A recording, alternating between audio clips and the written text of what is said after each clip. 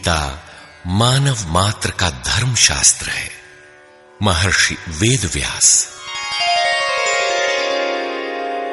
श्री कृष्णकालीन महर्षि वेदव्यास से पूर्व कोई भी शास्त्र पुस्तक के रूप में उपलब्ध नहीं था। श्रुत ज्ञान की इस परंपरा को तोड़ते हुए उन्होंने 4 वेद, ब्रह्मसूत्र, महाभारत, भागवत एवं गीता जैसे ग्रंथों में पूर्व संचित भौतिक एवं आध्यात्मिक ज्ञान राशि को संकलित कर अंत में स्वयं ही निर्णय दिया कि गीता सुगीता कर्तव्या किमन्यै शास्त्र विस्तरे या स्वयं पद्मनाभस्य मुखपद्माद विनिसृता। भीष्म पर्व। गीता भली प्रकार मनन करके हृदय में धारण करने योग्य है, जो पद्मनाभ भगवान के श्रीमुख से निःसृत वाणी है। फिर अन्य शास्त्रों के संग्रह की क्या आवश्यकता। मानव सृष्टि के आदि में भगवान श्री कृष्ण के श्रीमुख से निःसृत अविनाशी योग अर्थात श्रीमद् भगवद गीता, जिसकी विस्तृत व्याख्या वेद और उपनिषद है, विस्मृति आ जाने पर उसी आदि शास्त्र को भगवान श्री कृष्ण ने अर्जुन के प्रति पुनः प्रकाशित किया, जिसकी यथावत व्याख्या यथार्थ गीता है। एकम शास्त्रम देवकी पुत्र गीतम एको देवो देवकी पुत्रेव एको मंत्र श्रुतस्य नामानि यानि कर्माप्येकम तस्य देवस्य सेवा। गीता महात्म्य। अर्थात एक ही शास्त्र है जो देवकी पुत्र भगवान ने श्रीमुख से गायन किया। गीता एक ही प्राप्त करने योग्य देव है। उस गायन में जो सत्य बताया, आत्मा सिवाय आत्मा के कुछ भी शाश्वत नहीं है। उस गायन में उन महायोगेश्वर ने क्या जपने के लिए कहा। ओम अर्जुन, ओम अक्षय परमात्मा का नाम है, उसका जप कर और ध्यान मेरा धर। एक ही कर्म है। गीता में वर्णित परम देव एक परमात्मा की सेवा। उन्हें श्रद्धा से अपने हृदय में धारण करे। अस्तु, आरंभ से ही गीता आपका शास्त्र रहा है। भगवान श्री कृष्ण के हजारों वर्ष पश्चात परवर्ती जिन महापुरुषों ने एक ईश्वर को सत्य बताया, गीता के ही पथ पर चलने वाले पथिक हैं, गीता के ही संदेशवाहक हैं। ईश्वर से ही लौकिक एवं पारलौकिक सुखों की कामना, ईश्वर से डरना, अन्य किसी को ईश्वर न मानना, यहां तक तो सभी महापुरुषों ने बताया। किंतु ईश्वरीय साधना, ईश्वर तक की दूरी तय करना, ये केवल गीता में ही सांगोपांग क्रमबद्ध सुरक्षित है। गीता से सुख शांति तो मिलती ही है, ये अक्षय अनामय पद भी देती है। देखिए श्रीमद् भगवद गीता की टीका, यथार्थ गीता।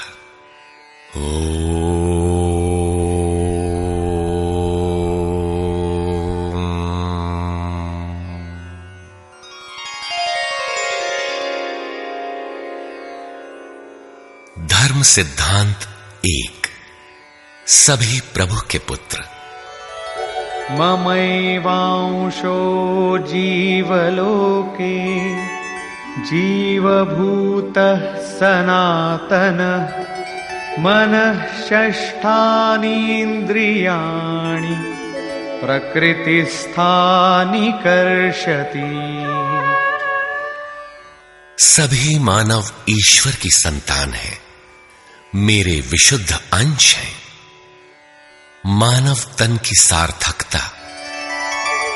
किम पुनर्ब्राह्मणा पुण्या भक्ता राजर्षयस्तथा अनित्यमसुखं लोकम् इमं प्राप्य भजस्व माम्। सुख रहित क्षण भंगुर किंतु दुर्लभ मानव तन को पाकर मेरा भजन कर, अर्थात भजन का अधिकार मनुष्य शरीरधारी को है। मनुष्य की केवल दो जाति, द्वौ भूत सर्गौ लोकेस्मिन् दैव आसुर एव च। दैवो विस्तरशः प्रोक्त आसुरं पार्थ मे शृणु। मनुष्य केवल दो प्रकार के हैं, देवता और असुर।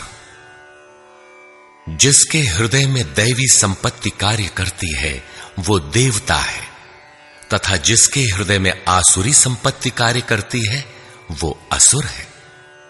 तीसरी कोई अन्य जाति सृष्टि में नहीं है। हर कामना ईश्वर से सुलभ। त्रैविद्या मां सोमपाः पूतपापाः यज्ञैरिष्ट्वा स्वर्गतिं प्रार्थयन्ते।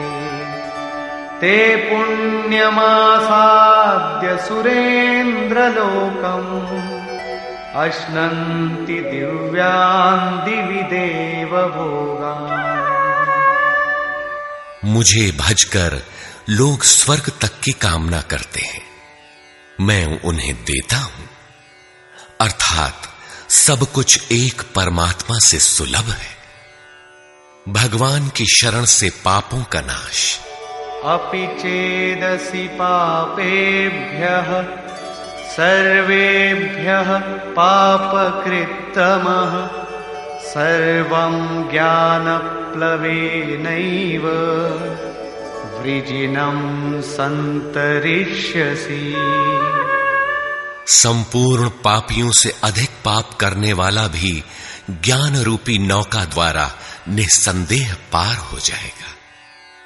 ज्ञान अध्यात्मज्ञान नित्यत्वम् तत्त्वज्ञानार्थदर्शनम् एतज्ज्ञानमिति प्रोक्तम् अज्ञानं यदतोऽन्यथा।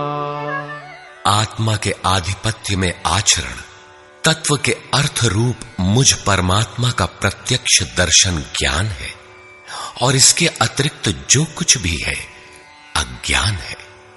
अतः ईश्वर की प्रत्यक्ष जानकारी ही ज्ञान है। भजन का अधिकार सबको। अपि चेत् सुदुराचारो भजते मामनन्यभाक् साधुरेव समन्तव्यः सम्यग् व्यवसितो हि सः। क्षिप्रं भवति धर्मात्मा शश्वच्छान्तिं निगच्छति कौन्तेय प्रतिजानीहि न मे भक्तः प्रणश्यति। अत्यंत दुराचारी भी मेरा भजन करके शीघ्र ही धर्मात्मा हो जाता है एवं सदा रहने वाली शाश्वत शांति को प्राप्त कर लेता है। अतः धर्मात्मा वो है जो एक परमात्मा के प्रति समर्पित है, और भजन करने का अधिकार दुराचारी तक को है। भगवत पथ में बीज का नाश नहीं। नेहाभिक्रमनाशोऽस्ति प्रत्यवायो न विद्यते स्वल्पमप्यस्य धर्मस्य त्रायते महतो भयात्। धर्म अर्थात आत्मदर्शन की क्रिया का स्वल्प आचरण भी जन्म मरण के महान भय से उद्धार करने वाला होता है। धर्म अपरिवर्तनशील है। ईश्वर का निवास। ईश्वरः सर्वभूतानां हृद्देशेऽर्जुन तिष्ठति भ्रामयन् सर्वभूतानि यन्त्रारूढानि मायया। ईश्वर सभी भूत प्राणियों के हृदय में रहता है, तो शरण किसकी जाएं? तमेव शरणं गच्छ सर्वभावेन भारत तत्प्रसादात् परां शान्तिं स्थानं प्राप्स्यसि शाश्वतम्। संपूर्ण भाव से उस हृदयस्थ एक परमात्मा की शरण में जाओ, जिसकी कृपा से तू परम शांति शाश्वत परम धाम को प्राप्त होगा। यज्ञ। सर्वाणि इन्द्रियकर्माणि प्राणकर्माणि चापरे आत्मसंयमयोगाग्नौ जुह्वति ज्ञानदीपिते। संपूर्ण इंद्रियों के व्यापार को, मन की चेष्टाओं को ज्ञान से प्रकाशित हुई आत्मा में संयम रूपी योगाग्नि में हवन करते हैं। अपाने जुह्वति प्राणं प्राणे पानं तथा परे प्राणापानगतिरुद्ध्वा प्राणायाम परायणा।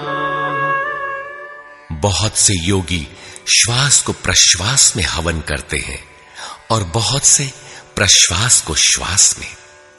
इससे उन्नत अवस्था होने पर अन्य श्वास प्रश्वास की गति रोककर प्राणायाम परायण हो जाते हैं। इस प्रकार योग साधना की विधि विशेष का नाम यज्ञ है। उस यज्ञ को कार्य रूप देना कर्म है। कर्म।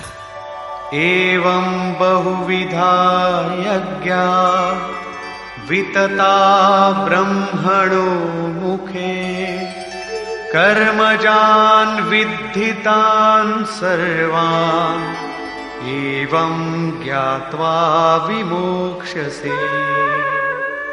इस प्रकार बहुत से यज्ञ जैसे श्वास का प्रश्वास में हवन, प्रश्वास का श्वास में हवन, श्वास प्रश्वास का निरोध कर प्राणायाम के परायण होना इत्यादि यज्ञ जिस आचरण से पूर्ण होता है, उस आचरण का नाम कर्म है। कर्म माने आराधना, कर्म माने चिंतन। योग साधना पद्धति का नाम यज्ञ है। विकर्म। विकर्म का अर्थ विकल्प शून्य कर्म है। प्राप्ति के पश्चात महापुरुषों के कर्म विकल्प शून्य होते हैं। आत्मस्थित, आत्मतृप्त, आप्त काम महापुरुषों को न तो कर्म करने से कोई लाभ है और न छोड़ने से कोई हानि ही है। फिर भी वे पीछे वालों के हित के लिए कर्म करते हैं। ऐसा कर्म विकल्प शून्य है, विशुद्ध है, और यही कर्म विकर्म कहलाता है। यज्ञ करने का अधिकार। यज्ञशिष्टामृत भुजो यान्ति ब्रह्म सनातनम् नायं लोकोऽस्त्य यज्ञस्य कुतोऽन्यः कुरु सत्तम। यज्ञ न करने वालों को दोबारा मनुष्य शरीर भी नहीं मिलता। अर्थात यज्ञ करने का अधिकार उन सब को है जिन्हें मनुष्य शरीर मिला है। ईश्वर देखा जा सकता है। भक्त्या त्वनन्यया शक्य अहमेवं विधोऽर्जुन ज्ञातुं द्रष्टुं च तत्त्वेन प्रवेष्टुं च परन्तप। अनन्य भक्ति के द्वारा मैं प्रत्यक्ष देखने, जानने तथा प्रवेश करने के लिए भी सुलभ हूं। आश्चर्यवत् पश्यति कश्चिदेनम्, आश्चर्यवद् वदति तथैव चान्यः, आश्चर्यवच्चैनमन्यः शृणोति, श्रुत्वाप्येनं वेद न चैव कश्चित्। इस अविनाशी आत्मा को कोई विरला ही आश्चर्य की तरह देखता है, आश्चर्य की तरह उपदेश करता है, और कोई विरला ही इसे आश्चर्य की तरह सुनता है। अर्थात ये प्रत्यक्ष दर्शन है। आत्मा ही सत्य है, सनातन है। अच्छेद्योऽयमदाह्योऽयम् अक्लेद्यो शोष्य एव च, नित्यः सर्वगतः स्थाणुः अचलोऽयं सनातनः। ये आत्मा सर्वव्यापक, अचल, स्थिर रहने वाला और सनातन है। आत्मा ही सत्य है। विधाता और उससे उत्पन्न सृष्टि नश्वर है। आब्रह्म भुवनाल्लोकाः पुनरावर्तिनोऽर्जुन, मामुपेत्य तु कौन्तेय पुनर्जन्म न विद्यते। ब्रह्मा और उससे निर्मित सृष्टि, देवता और दानव दुखों की खानी, क्षणभंगुर और नश्वर है, किंतु मेरा भक्त कभी नष्ट नहीं होता। भजन एक परमात्मा का करना चाहिए। देव पूजा। कामैस्तैस्तैर्हृतज्ञानाः प्रपद्यन्तेऽन्यदेवताः, तन्तन्नियममास्थाय प्रकृत्या नियताः स्वया। कामनाओं से जिनकी बुद्धि आक्रांत है, ऐसे मूढ़ बुद्धि ही परमात्मा के अतिरिक्त अन्य देवताओं की पूजा करते हैं। येऽप्यन्यदेवता भक्ता यजन्ते श्रद्धयान्विताः,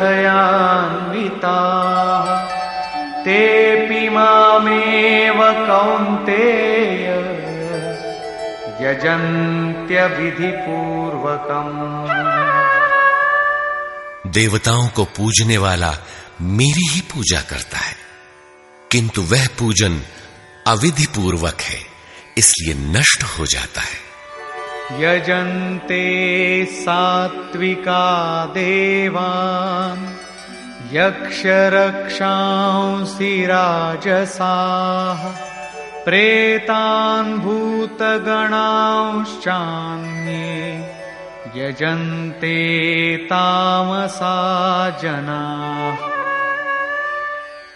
अर्जुन, शास्त्र विधि को त्याग कर भजने वाले सात्विक श्रद्धा वाले देवताओं को, राजस पुरुष यक्ष राक्षसों को और तामस पुरुष भूत प्रेतों को पूजते हैं, किंतु कर्षयन्तः शरीरस्थं भूतग्राममचेतसः, मां चैवान्तः शरीरस्थं तान् विद्यासुरनिश्चयान्। वे शरीर रूप से स्थित भूत समुदाय और अंतर्यामी रूप में स्थित मुझ परमात्मा को कृश करने वाले हैं।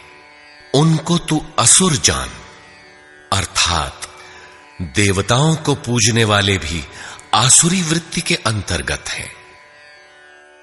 अधम।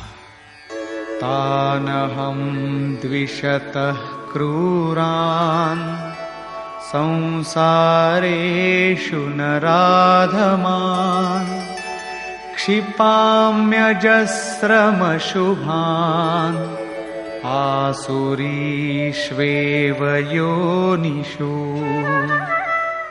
जो यज्ञ की नियत विधि छोड़ कल्पित विधियों से यजन करते हैं, वे ही क्रूर कर्मी, पापाचारी तथा मनुष्यों में अधम है।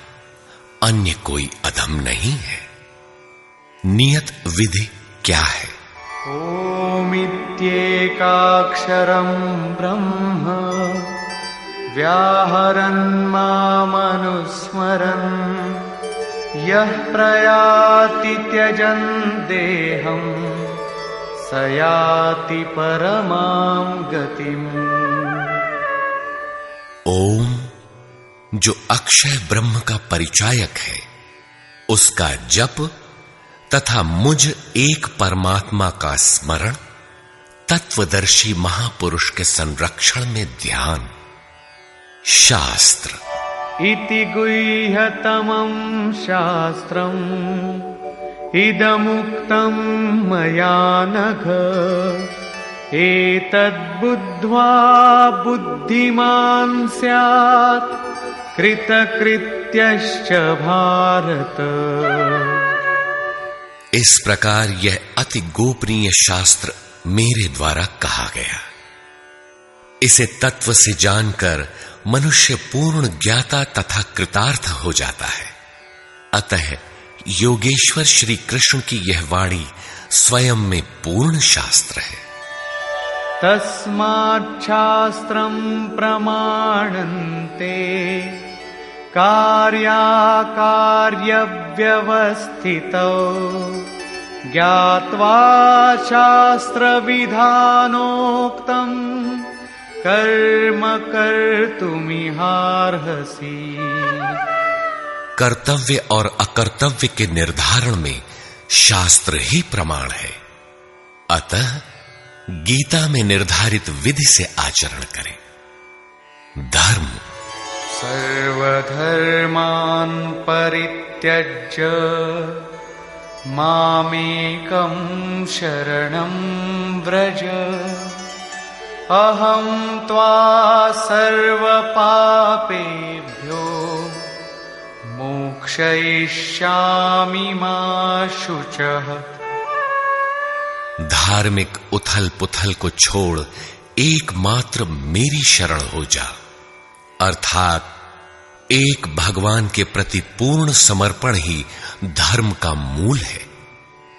उस प्रभु को पाने की नियत विधि का आचरण ही धर्माचरण है, और जो उसे करता है वो अत्यंत पापी भी शीघ्र धर्मात्मा हो जाता है। धर्म प्राप्त कहां से करें? ब्रह्मणो हि प्रतिष्ठाहम् अमृतस्याव्ययस्य च शाश्वतस्य च धर्मस्य सुखस्यैकान्तिकस्य च। उस अविनाशी ब्रह्म का, अमृत का, शाश्वत धर्म का और अखंड एक रस आनंद का मैं ही आश्रय हूं, अर्थात परमात्म स्थित सद्गुरु ही इन सब का आश्रय है। नोट: विश्व के सारे धर्मों की सत्यधारा एक ईश्वर गीता का ही प्रसारण है।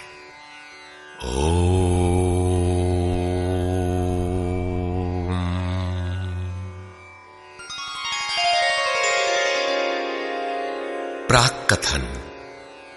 वस्तुतः गीता पर टीका लिखने की अब कोई आवश्यकता प्रतीत नहीं होती, क्योंकि इस पर सहस्त्रों टीकाएं लिखी जा चुकी हैं, जिनमें 50 तो केवल संस्कृत में ही हैं। गीता को लेकर 50 मत हैं, जबकि सबकी आधारशिला एकमात्र गीता है। योगेश्वर श्री कृष्ण ने तो कोई एक बात कही होगी, फिर यह मतभेद क्यों?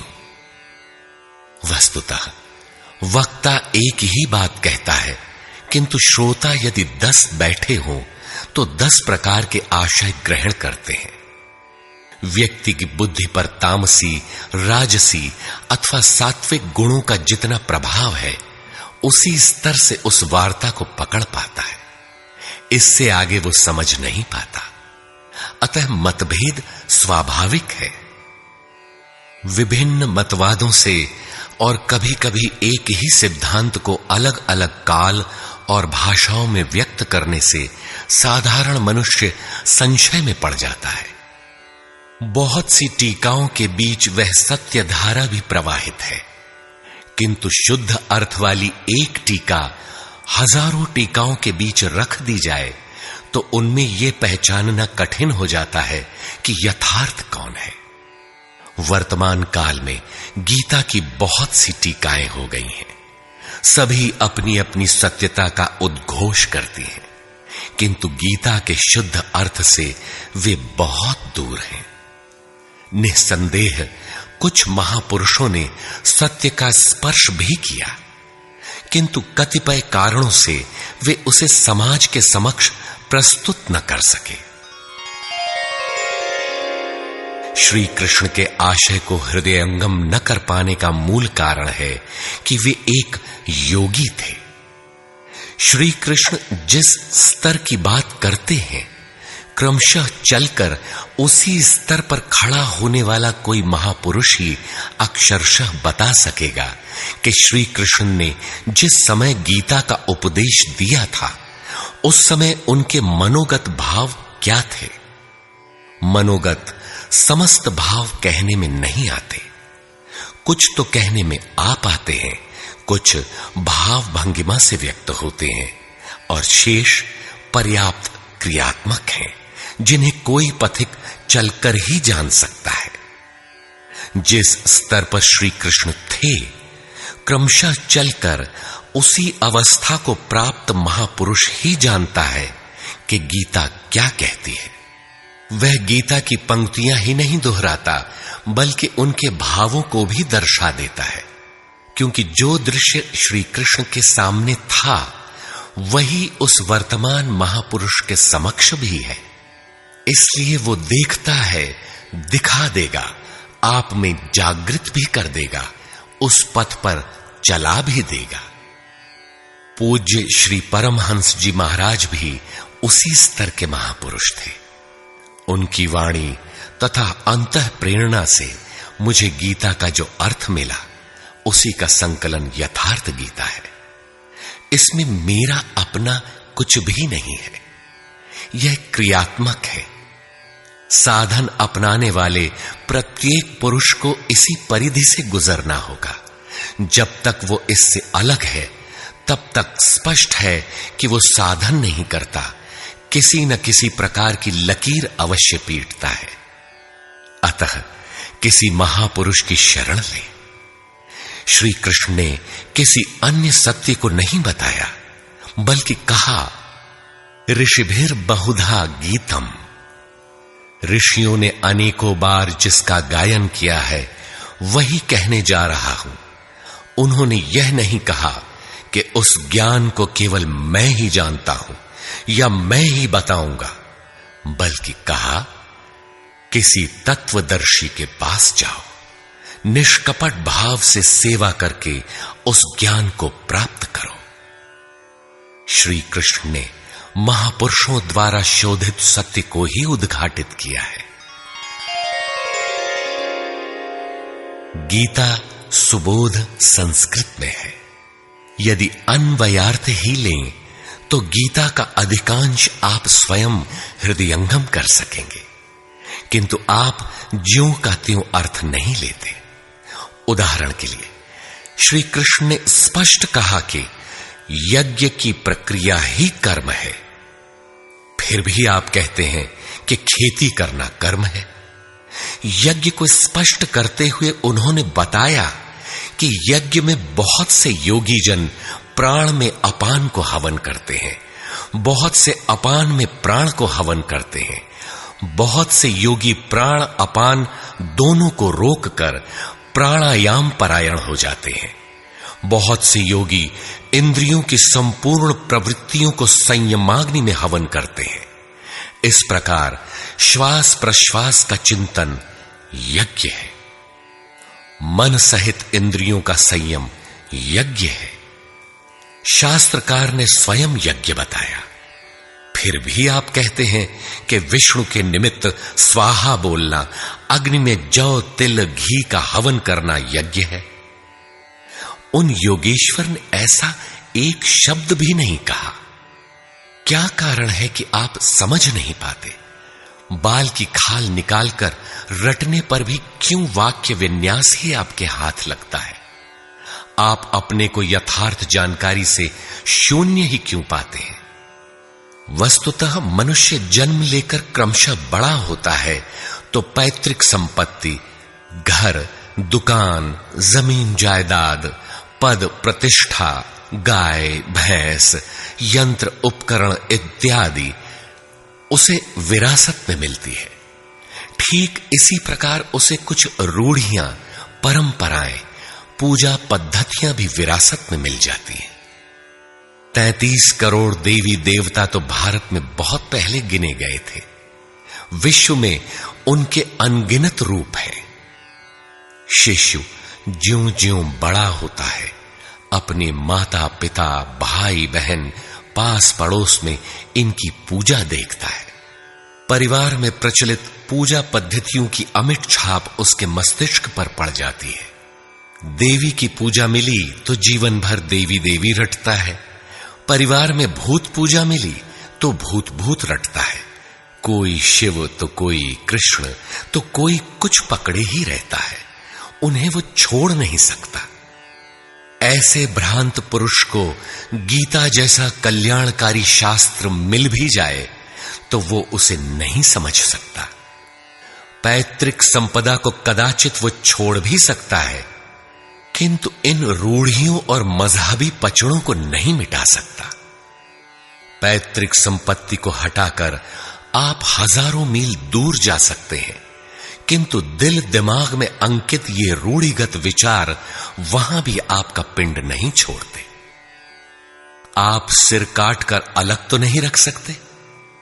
अतः आप यथार्थ शास्त्र को भी उन्हीं रूढ़ियों, रीति रिवाजों, मान्यताओं और पूजा पद्धतियों के अनुरूप ढाल कर देखना चाहते हैं। यदि उनके अनुरूप बात ढलती है, वार्ता का क्रम बैठता है, तो आप उसे सही मानते हैं, और नहीं ढलती तो गलत मानते हैं। इसीलिए आप गीता का रहस्य नहीं देख पाते। गीता का रहस्य रहस्य ही बनकर रह जाता है। इसके वास्तविक पारखी संत अथवा सद्गुरु हैं। वही बता सकते हैं कि गीता क्या कहती है। सब नहीं जान सकते। सबके लिए सुलभ उपाय यही है कि इसे किसी महापुरुष के सानिध्य में समझें, जिसके लिए श्री कृष्ण ने बल दिया है। गीता किसी विशिष्ट व्यक्ति, जाति, वर्ग, पंथ, देश काल या किसी रूढ़िग्रस्त संप्रदाय का ग्रंथ नहीं है, बल्कि यह सार्वलौकिक, सार्वकालिक धर्म ग्रंथ है। यह प्रत्येक देश, प्रत्येक जाति तथा प्रत्येक स्तर के प्रत्येक स्त्री पुरुष के लिए, सबके लिए है। केवल दूसरों से सुनकर या किसी से प्रभावित होकर मनुष्य को ऐसा निर्णय नहीं लेना चाहिए जिसका प्रभाव सीधे उसके अपने अस्तित्व पर पड़ता हो। पूर्वाग्रह की भावना से मुक्त होकर सत्यान्वेषियों के लिए यह आर्ष ग्रंथ आलोक स्तंभ है। हिंदुओं का आग्रह है कि वेद ही प्रमाण है। वेद का अर्थ है ज्ञान, परमात्मा की जानकारी। परमात्मा न संस्कृत में है न संहिताओं में। पुस्तक तो उसका संकेत मात्र है। वह वस्तुतः हृदय में जागृत होता है। विश्वामित्र चिंतन कर रहे थे। उनकी भक्ति देखकर ब्रह्मा आए। बोले, आज से तुम ऋषि हो। विश्वामित्र को संतोष नहीं हुआ। चिंतन में लगे रहे। कुछ काल पश्चात देवताओं सहित ब्रह्मा पुनः आए और बोले, आज से तुम राजर्षि हो। किंतु विश्वामित्र का समाधान न हुआ। वे अनवरत चिंतन में लगे रहे। ब्रह्मा दैवी संपदाओं के साथ पुनः आए और बताया कि आज से तुम महर्षि हुए। विश्वामित्र ने कहा, नहीं, मुझे जितेंद्रिय ब्रह्मर्षि कहें। ब्रह्मा ने कहा, अभी तुम जितेंद्रिय नहीं हो। विश्वामित्र पुनः तपस्या में लग गए। उनके मस्तिष्क से तपस्या की आभा निकलने लगी। तब देवताओं ने ब्रह्मा से निवेदन किया। ब्रह्मा उसी प्रकार विश्वामित्र से बोले, अब तुम ब्रह्मर्षि हो। विश्वामित्र ने कहा, यदि मैं ब्रह्मर्षि हूं तो वेद हमारा वरण करे। वेद विश्वामित्र के हृदय में उतर आया। जो तत्व विदित नहीं था, विदित हो गया। यही वेद है, न कि पोथी। जहां विश्वामित्र रहते थे, वहां वेद रहता था। यही श्री कृष्ण भी कहते हैं कि संसार अविनाशी पीपल का वृक्ष है। ऊपर परमात्मा जिसका मूल और नीचे प्रकृति पर्यंत शाखाएं हैं। जो इस प्रकृति का अंत करके परमात्मा को विदित कर लेता है, वह वेदवित है। अर्जुन, मैं भी वेदवित हूं। अतः प्रकृति के प्रसार और अंत के साथ परमात्मा की अनुभूति का नाम वेद है। यह अनुभूति ईश्वर प्रदत्त है। इसलिए वेद को अपौरुषेय कहा जाता है। महापुरुष अपौरुषेय होते हैं। उनके माध्यम से परमात्मा ही बोलता है। वे परमात्मा के संदेश प्रसारक अर्थात ट्रांसमीटर हो जाते हैं। केवल शब्द ज्ञान के आधार पर उनकी वाणी में निहित यथार्थ को परखा नहीं जा सकता। उन्हें वही जान पाता है जिसने क्रियात्मक पथ से चलकर इस अपौरुषेय स्थिति को पाया हो, जिसका पुरुष अर्थात अहं परमात्मा में विलीन हो चुका हो। वस्तुतः वेद अपौरुषेय है, किंतु बोलने वाले 100-150 महापुरुष ही थे। उन्हीं की वाणी का संकलन वेद कहलाता है। किंतु जब शास्त्र लिखने में आ जाता है तो सामाजिक व्यवस्था के नियम भी उसके साथ लिख दिए जाते हैं। महापुरुष के नाम पर जनता उनका भी पालन करने लगती है, यद्यपि धर्म से उनका दूर का भी संबंध नहीं रहता। आधुनिक युग में मंत्रियों के आगे पीछे घूमकर साधारण नेता भी अधिकारियों से अपना काम करा लेते हैं, जबकि मंत्री ऐसे नेताओं को जानते भी नहीं। इसी प्रकार सामाजिक व्यवस्थाकार महापुरुष की ओट में जीने खाने की व्यवस्था भी ग्रंथों में लिपिबद्ध कर देते हैं। उनका सामाजिक उपयोग तत्सामयिक ही होता है। वेदों के संबंध में भी यही है। वेद के 2 भाग हैं, कर्मकांड और ज्ञान कांड। कर्मकांड समाज शास्त्र है, जैसे वास्तुशास्त्र, आयुर्वेद, धनुर्वेद, गंधर्व वेद इत्यादि। ज्ञान कांड उपनिषद है। उनका भी मूल योगेश्वर श्री कृष्ण की प्रथम वाणी गीता है। सारांशत गीता अपौरुषेय परमात्मा से समुद्भूत उपनिषद सुधा का सार सर्वस्व है। इसी प्रकार प्रत्येक महापुरुष जो परम तत्व को प्राप्त कर लेता है, स्वयं में धर्म ग्रंथ है। उसकी वाणी का संकलन विश्व में कहीं भी हो, शास्त्र कहलाता है। किंतु कतिपय धर्मावलंबियों का यह कथन है कि जितना कुरान में लिखा है उतना ही सच है। अब कुरान नहीं उतरेगा। ईसा मसीह पर विश्वास किए बिना स्वर्ग नहीं मिल सकता। वह ईश्वर का इकलौता बेटा था। अब ऐसा महापुरुष नहीं हो सकता। उनकी रूढ़िवादिता है। यदि उसी तत्व को साक्षात कर लिया जाए तो वही बात फिर होगी। गीता सार्वभौम है। धर्म के नाम पर प्रचलित विश्व के समस्त धर्म ग्रंथों में गीता का स्थान अद्वितीय है। यह स्वयं में धर्मशास्त्र ही नहीं बल्कि अन्य धर्म ग्रंथों में निहित सत्य का मानदंड भी है। गीता वह कसौटी है जिस पर प्रत्येक धर्म ग्रंथ में अनुस्यूत सत्य अनावृत हो उठता है। परस्पर विरोधी कथनों का समाधान निकल आता है। प्रत्येक धर्म ग्रंथ में संसार में जीने खाने की कला और कर्म कांडों का बाहुल्य है। जीवन को आकर्षक बनाने के लिए उन्हें करने तथा न करने के रोचक भयानक वर्णनों से धर्म ग्रंथ भरे पड़े हैं। कर्म कांडों की इसी परंपरा को जनता धर्म समझने लगती है। जीवन निर्वाह की कला के लिए निर्मित पूजा पद्धतियों में देश काल और परिस्थितियों के अनुसार परिवर्तन स्वाभाविक है।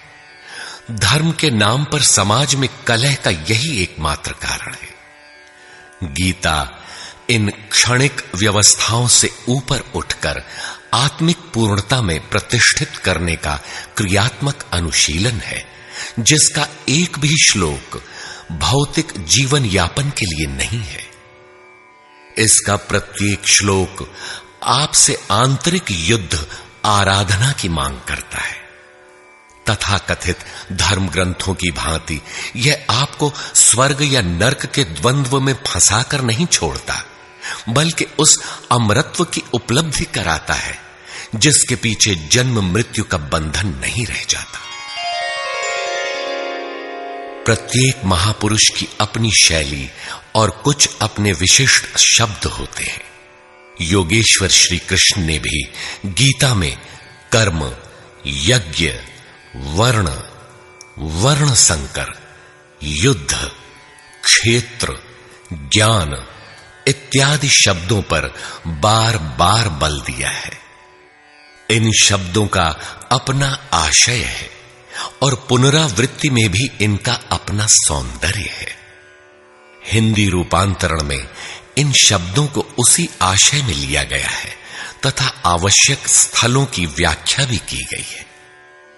गीता के आकर्षण निम्नलिखित प्रश्न हैं, जिनका आशय आधुनिक समाज खो चुका है। वे इस प्रकार हैं जिन्हें यथार्थ गीता में आप पाएंगे। श्री कृष्ण एक योगेश्वर थे। सत्य, आत्मा ही सत्य है। सनातन, आत्मा सनातन है, परमात्मा सनातन है।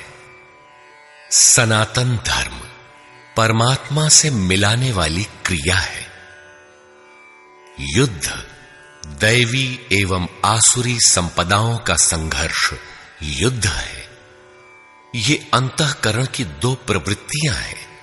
इन दोनों का मिटना परिणाम है।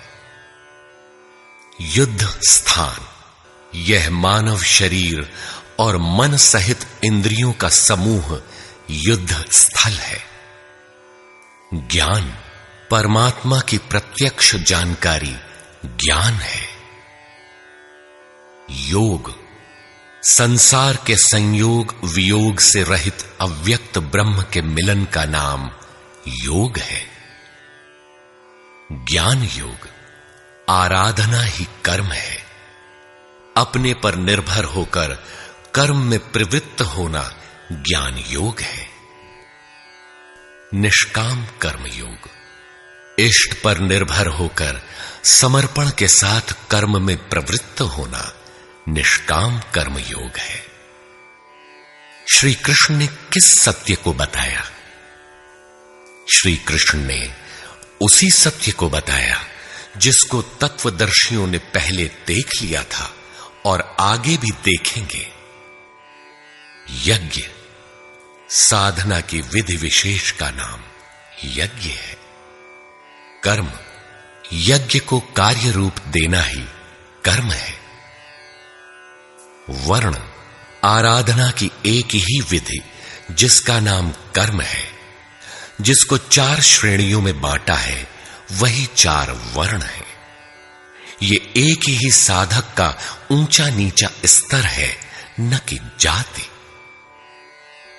वर्ण संकर परमात्म पथ से च्युत होना, साधन में भ्रम उत्पन्न हो जाना वर्ण संकर है।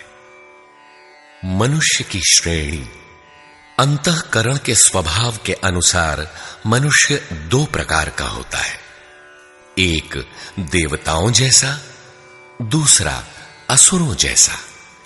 यही मनुष्य की 2 जातियां हैं जो स्वभाव द्वारा निर्धारित हैं, और यह स्वभाव घटता बढ़ता रहता है। देवता हृदय देश में परम देव परमात्मा का देवत्व अर्जित कराने वाले गुणों का समूह है। वाह्य देवताओं की पूजा कामनाओं से जिनकी बुद्धि आक्रांत है, ऐसे अविवेकी और मूढ़ बुद्धि की देन है। वे मेरे ही पुजारी हैं, किंतु अविधि पूर्वक है। अवतार व्यक्ति के हृदय में होता है, बाहर नहीं। विराट दर्शन योगी के हृदय में ईश्वर के द्वारा दी गई अनुभूति है। भगवान साधक में दृष्टि बनकर खड़े हों तभी दिखाई पड़ते हैं। पूजनीय देव इष्ट एकमात्र परात्पर ब्रह्म ही पूजनीय देव है। उसे खोजने का स्थान हृदय देश है। उसकी प्राप्ति का स्रोत उसी अव्यक्त स्वरूप में स्थित प्राप्ति वाले महापुरुष के द्वारा है। अब इनमें से योगेश्वर श्री कृष्ण का स्वरूप समझने के लिए अध्याय 3 तक आपको पढ़ना होगा, और अध्याय 13 तक आप स्पष्ट समझने लगेंगे कि श्री कृष्ण योगी थे। अध्याय 2 से ही सत्य निखर जाएगा। सनातन और सत्य एक दूसरे के पूरक हैं। ये अध्याय 2 से ही स्पष्ट होगा, वैसे पूर्ति पर्यंत चलेगा। युद्ध अध्याय 4 तक स्पष्ट होने लगेगा। 11 तक संशय निर्मूल हो जाएगा। वैसे अध्याय 16 तक देखना चाहिए। युद्ध स्थल के लिए अध्याय 13 बार बार देखें। ज्ञान अध्याय 4 से स्पष्ट होगा तथा अध्याय 13 में भली प्रकार समझ में आएगा कि प्रत्यक्ष दर्शन का नाम ज्ञान है। योग अध्याय 6 तक आप समझ सकेंगे। वैसे पूर्ति पर्यंत योग के विभिन्न अंशों की परिभाषा है। ज्ञान योग अध्याय 3 से 6 तक स्पष्ट हो जाएगा। आगे देखने की कोई विशेष आवश्यकता नहीं है। निष्काम कर्म योग अध्याय 2 से आरंभ होकर पूर्ति पर्यंत है। यज्ञ आप अध्याय 3 से 4 तक पढ़ें, स्पष्ट हो जाएगा। कर्म का नाम अध्याय 2/39 में प्रथम बार लिया गया है। इसी श्लोक से अध्याय 4 तक पढ़ लें तो स्पष्ट हो जाएगा कि कर्म का अर्थ आराधना भजन क्यों है। अध्याय 16 और 17 यह विचार स्थिर कर देता है कि यही सत्य है। वर्ण संकर अध्याय 3 में और अवतार अध्याय 4 में स्पष्ट हो जाएगा। वर्ण व्यवस्था के लिए अध्याय 18 देखना होगा। वैसे संकेत अध्याय 3 और 4 में भी है। मनुष्य की देवासुर जातियों के लिए अध्याय 16 द्रष्टव्य है। विराट दर्शन अध्याय 10 से 11 तक स्पष्ट हो गया है।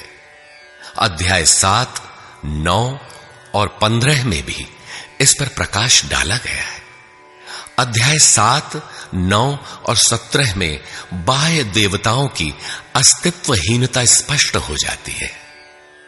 परमात्मा के पूजन की स्थली हृदय देश ही है, जिसमें ध्यान, श्वास प्रश्वास के चिंतन इत्यादि की क्रियाएं जो एकांत में बैठकर की जाती हैं। अध्याय 3, 4, 6 और 18 में स्पष्ट है। बहुत सोचने विचारने से क्या प्रयोजन है? यदि अध्याय 6 तक ही अध्ययन कर लें तो भी यथार्थ गीता का मूल आशय आपकी समझ में आ जाएगा। गीता जीविका संग्राम का साधन नहीं, अपितु जीवन संग्राम में शाश्वत विजय का क्रियात्मक प्रशिक्षण है। इसलिए युद्ध ग्रंथ है जो वास्तविक विजय दिलाता है, किंतु गीतोक्त युद्ध तलवार, धनुष, वाण, गदा और फरसे से लड़ा जाने वाला सांसारिक युद्ध नहीं है और न इन युद्धों में शाश्वत विजय निहित है। ये सत प्रवृत्तियों का संघर्ष है, जिनके रूपकात्मक वर्णन की परंपरा रही है। वेद में इंद्र और वृत्र, विद्या और अविद्या, पुराणों में देवासुर संग्राम, महाकाव्यों में राम और रावण, कौरव एवं पांडवों के संघर्ष को ही गीता में धर्म क्षेत्र और कुरुक्षेत्र, दैवी संपद एवं आसुरी संपद, सजातीय एवं विजातीय, सद्गुण एवं दुर्गुणों का संघर्ष कहा गया है। यह संघर्ष जहां होता है वह स्थान कहां है? गीता का धर्म क्षेत्र और कुरुक्षेत्र भारत का कोई भूखंड नहीं, बल्कि स्वयं गीताकार के शब्दों में इदं शरीरम कौन्तेय क्षेत्रमित्यभिधीयते। कौन्तेय, यह शरीर ही एक क्षेत्र है जिसमें बोया हुआ भला और बुरा बीज संस्कार रूप से सदैव उगता है। 10 इंद्रियां, मन, बुद्धि, चित्त, अहंकार, 5 विकार और 3 गुणों का विकार इस क्षेत्र का विस्तार है। प्रकृति से उत्पन्न इन 3 गुणों से विवश होकर मनुष्य को कर्म करना पड़ता है। वह क्षण मात्र भी कर्म किए बिना नहीं रह सकता। पुनरपि जननम पुनरपि मरणम पुनरपि जननी जठरे शयनम। जन्म जन्मांतरों से करते ही तो बीत रहा है, यही कुरुक्षेत्र है।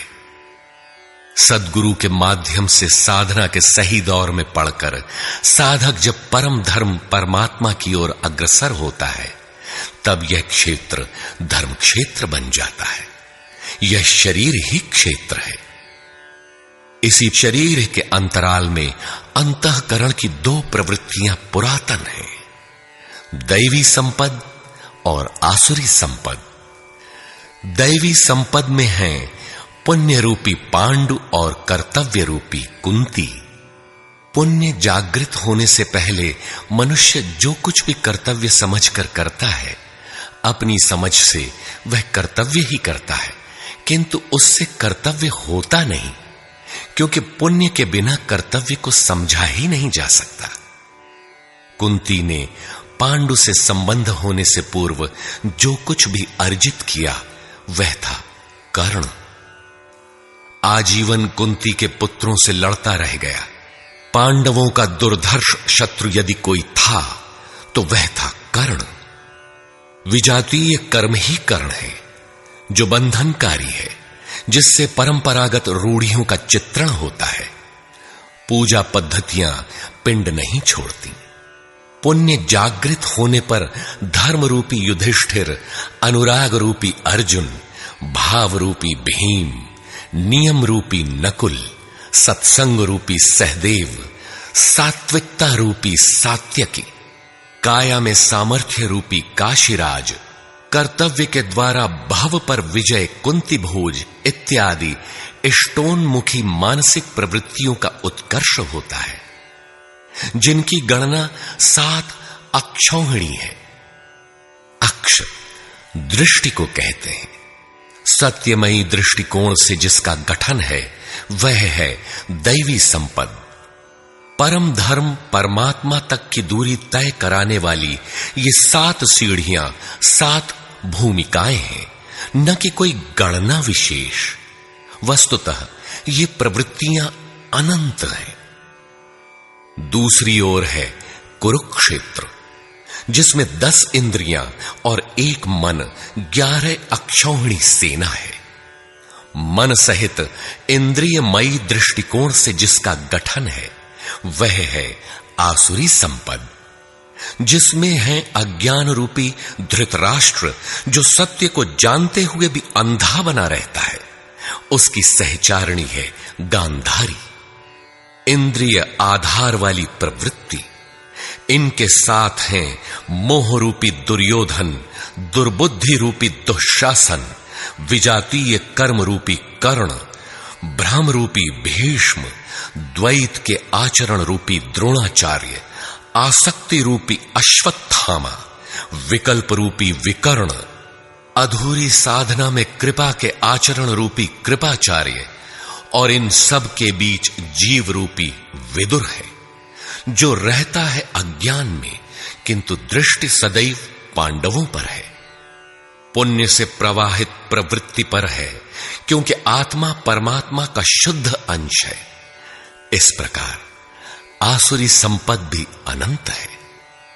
क्षेत्र एक ही है, यह शरीर, इसमें लड़ने वाली प्रवृत्तियां 2 हैं। एक प्रकृति में विश्वास दिलाती है, नीच अधम योनियों का कारण बनती है, तो दूसरी परम पुरुष परमात्मा में विश्वास और प्रवेश दिलाती है।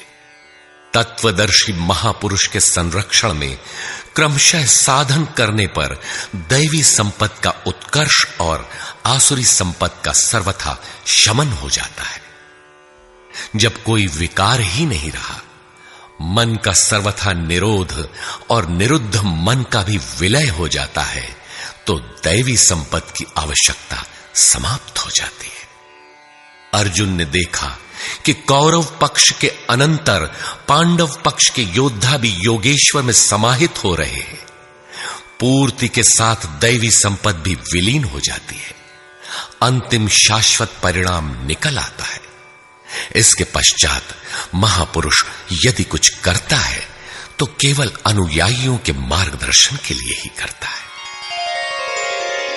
लोक संग्रह की इसी भावना से महापुरुषों ने सूक्ष्म मनोभावों का वर्णन उन्हें ठोस स्थूल रूप देकर किया है।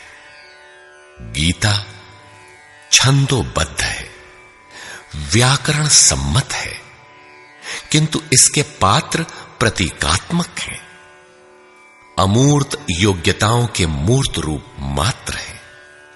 गीता के आरंभ में 30-40 पात्रों का नाम लिया गया है, जिनमें आधे सजातीय हैं, आधे विजातीय। कुछ पांडव पक्ष के हैं, कुछ कौरव पक्ष के। विश्व रूप दर्शन के समय इनमें से 4-6 नाम पुनः आए हैं, अन्यथा संपूर्ण गीता में इन नामों की चर्चा तक नहीं है। एकमात्र अर्जुन ही ऐसा पात्र है जो आरंभ से अंत तक योगेश्वर के समक्ष है। वह अर्जुन भी केवल योग्यता का प्रतीक है, न कि व्यक्ति विशेष। गीता के आरंभ में अर्जुन सनातन कुल धर्म के लिए विकल है, किंतु योगेश्वर श्री कृष्ण ने इसे अज्ञान बताया और निर्देश दिया कि आत्मा ही सनातन है, शरीर नाशवान है, इसलिए युद्ध कर। इस आदेश से यह स्पष्ट नहीं होता कि अर्जुन कौरवों को ही मारे। पांडव पक्ष के भी शरीरधारी ही तो थे, दोनों ओर संबंधी ही तो थे। संस्कारों पर आधारित शरीर क्या तलवार से काटने पर समाप्त हो सकेगा? जब शरीर नाशवान है, जिसका अस्तित्व है ही नहीं, तो अर्जुन कौन था? श्री कृष्ण किसकी रक्षा में खड़े थे? क्या किसी शरीरधारी की रक्षा में खड़े थे? श्री कृष्ण ने कहा, जो शरीर के लिए परिश्रम करता है वह पापायु मूढ़ बुद्धि पुरुष व्यर्थ ही जीता है। यदि श्री कृष्ण किसी शरीरधारी की रक्षा में खड़े हैं, तब तो वे भी मूढ़ बुद्धि हैं, व्यर्थ ही जीने वाले हैं। वस्तुतः अनुराग ही अर्जुन है। अनुरागी के लिए महापुरुष सदैव खड़े हैं। अर्जुन शिष्य था और श्री कृष्ण एक सद्गुरु थे। विनयावनत होकर उसने कहा, धर्म के मार्ग में मोहित चित्त मैं आपसे पूछता हूं, जो श्रेय अर्थात परम कल्याणकारी हो वह उपदेश मेरे प्रति कहिए। अर्जुन श्रेय चाहता था, प्रेय अर्थात भौतिक पदार्थ नहीं। केवल कहिए ही नहीं, साधिए, संभालिए। मैं आपका शिष्य हूं, आपकी शरण में हूं। इसी प्रकार गीता में स्थान स्थान पर स्पष्ट है कि अर्जुन आर्त अधिकारी है और योगेश्वर श्री कृष्ण एक सद्गुरु हैं। वे सद्गुरु अनुरागी के साथ सदैव रहते हैं, उनका मार्गदर्शन करते हैं।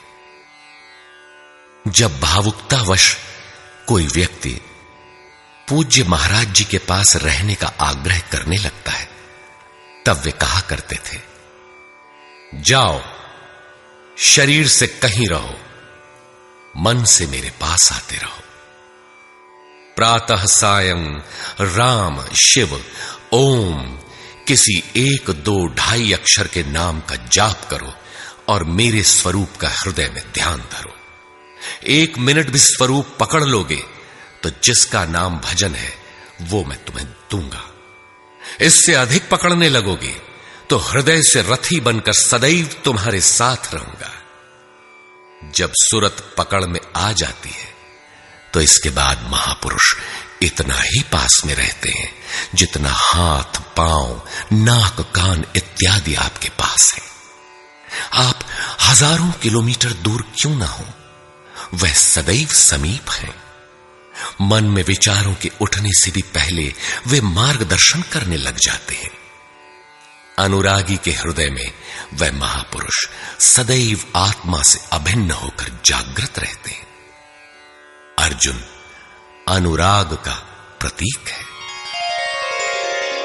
गीता के 11वें अध्याय में योगेश्वर श्री कृष्ण का ऐश्वर्य देखने पर अर्जुन अपनी क्षुद्र त्रुटियों के लिए क्षमा याचना करने लगा। श्री कृष्ण ने क्षमा किया और याचना के अनुरूप सौम्य स्वरूप में आकर कहा, अर्जुन, मेरे स्वरूप को न पहले किसी ने देखा है और न भविष्य में कोई देख सकेगा। तब तो गीता हम लोगों के लिए व्यर्थ है, क्योंकि उस दर्शन की योग्यताएं अर्जुन तक सीमित रह गईं। जबकि उसी समय संजय देख रहा था, पहले भी उन्होंने कहा, बहुत से योगी जन ज्ञान रूपी तप से पवित्र होकर मेरे साक्षात स्वरूप को प्राप्त कर चुके हैं। अंततः वे महापुरुष कहना क्या चाहते हैं? वस्तुतः अनुराग ही अर्जुन है, जो आपके हृदय की भावना विशेष है। अनुराग विहीन पुरुष न कभी पूर्व में देख सका है और न ही अनुराग विहीन पुरुष भविष्य में कभी देख सकेगा। मिले ही न रघुपति बिनु अनुरागा, किए जोग तब ज्ञान बिरागा। अतः अर्जुन एक प्रतीक है। यदि प्रतीक नहीं है तो गीता का पीछा छोड़ दें। गीता आपके लिए नहीं है, क्योंकि उस दर्शन की योग्यता अर्जुन तक ही सीमित रह गई। अध्याय के अंत में योगेश्वर निर्णय देते हैं, अर्जुन, अनन्य भक्ति और श्रद्धा द्वारा मैं इस प्रकार प्रत्यक्ष देखने के लिए, अर्थात जैसा तूने देखा, तत्व से स्पष्ट जानने के लिए और प्रवेश करने के लिए भी सुलभ हूं।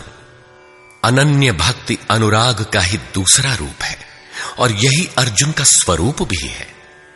अर्जुन पथिक का प्रतीक है। इस प्रकार गीता के पात्र प्रतीकात्मक हैं, यथा स्थान उनका संकेत है। रहे हो कोई ऐतिहासिक श्री कृष्ण और अर्जुन, निश्चय ही हुआ हो कोई विश्व युद्ध, किंतु गीता में भौतिक युद्ध का चित्रण कदापि नहीं है। उस ऐतिहासिक युद्ध के मुहाने पर घबराया तो था अर्जुन, न कि सेना। सेना तो लड़ने को तैयार खड़ी थी।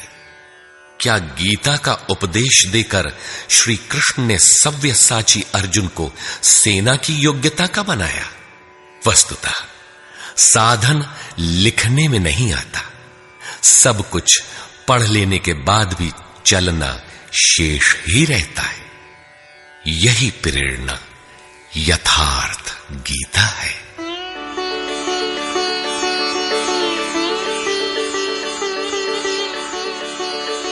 सद्गुरु कृपाश्रयी जगत बंधु स्वामी अड़गड़ानंद जी। श्री गुरु पूर्णिमा 24 जुलाई 1983 ईस्वी।